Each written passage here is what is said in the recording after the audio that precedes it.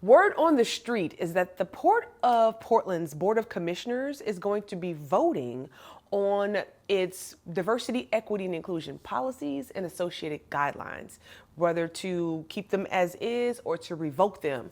And I want to unpack what this is all about and also give you my perspective on the options that lie before them. So let's get to it.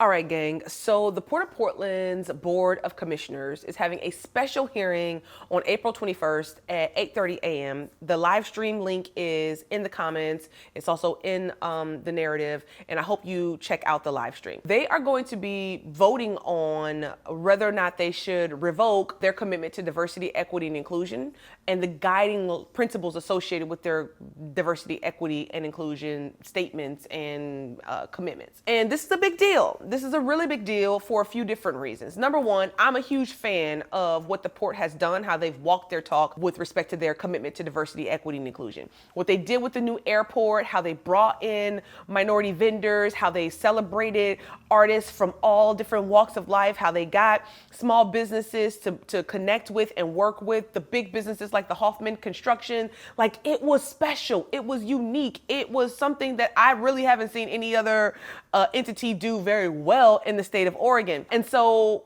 their commitment should be celebrated, okay? Now, this call to action is a result of the Trump administration coming up with new guidelines and expectations for people who receive federal funds, which the port receives a great deal of federal funds. And so they've got to figure out how to be in compliance with these new directives while also living into their values. So again, you most certainly should log in and watch the discussion at play. I want to offer a different perspective. Like, I think a lot of people see this as a negative moment, but I see this as an opportunity for the Port of Portland to take their commitment to diversity, equity, and inclusion from the entry level to the graduate level of commitment. And that is infusing the principles associated with diversity, equity, and inclusion, right?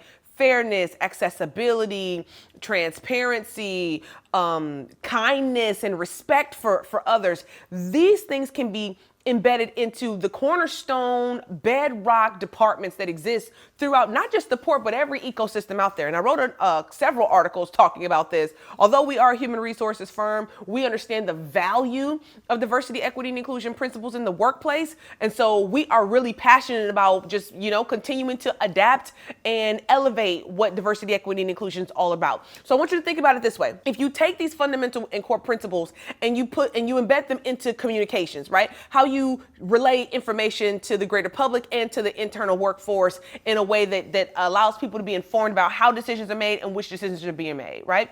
Incorporating it into human resources, which is where I believe it should live anyway. Anyone who's been watching Word on the Street, you know that I am a big proponent of diversity, equity, and inclusion being embedded inside human resources, right?